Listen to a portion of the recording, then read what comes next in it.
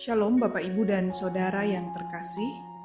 Renungan kita pada hari ini berjudul Tak akan tersesat jika 1 Timotius 4 ayat 1 dan 2. Tetapi Roh dengan tegas mengatakan bahwa di waktu-waktu kemudian ada orang yang akan murtad lalu mengikuti roh-roh penyesat dan ajaran-ajaran setan oleh tipu daya pendusta-pendusta yang hati nuraninya memakai cap mereka.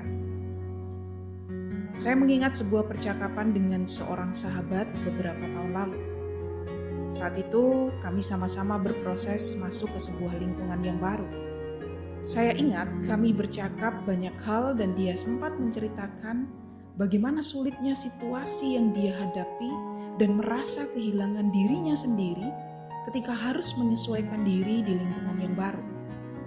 Nampak jelas bahwa dia meletakkan kesalahan itu pada orang-orang di sekitarnya yang membuat dia merasa tidak cukup baik dengan dirinya sendiri.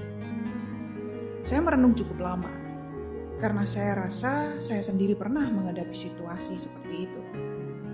Satu pembelajaran yang kami sepakati saat itu adalah, kadangkala permasalahannya bukan pada orang lain di sekitar kita.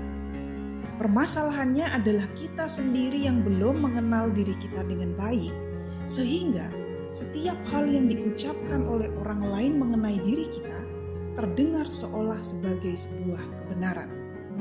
Maka mencoba mengenal diri adalah sebuah langkah yang baik agar kita cukup bijak dalam menyikapi hal-hal baru yang kita dengar dari orang lain mengenai diri kita. Bagaimana kaitannya dengan ayat ini?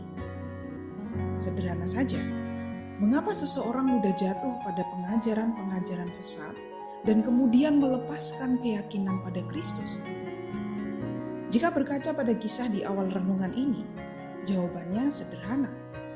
Kita tidak sungguh-sungguh mengenal Kristus dan bagaimana nilai atau ajaran-ajaran yang dibawa oleh Kristus sehingga kita kehilangan keyakinan kita sendiri. Hal ini bukan hanya terjadi pada masa kini saja.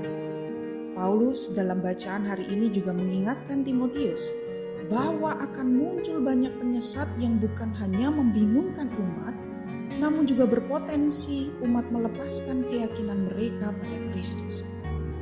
Jika saudara ingin mampu mengatasi kesesatan macam ini, maka kenalilah Kristus beserta nilai dan ajaran yang dibawanya.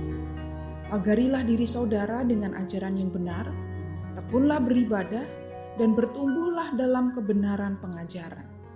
Tak akan tersesat jika saudara mau melakukannya. Amin.